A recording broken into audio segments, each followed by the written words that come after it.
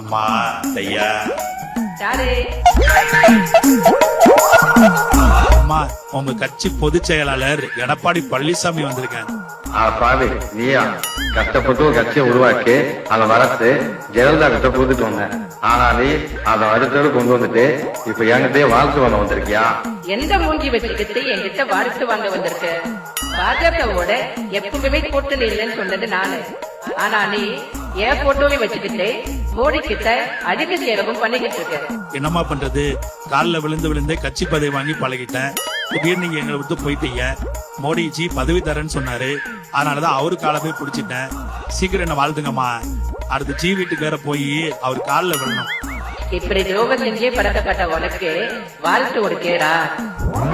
நீ எல்லாம் பிறந்ததே ஒரு சாபக்கேடு. முடிஞ்சா இன்னைக்கே போய் செத்துரு.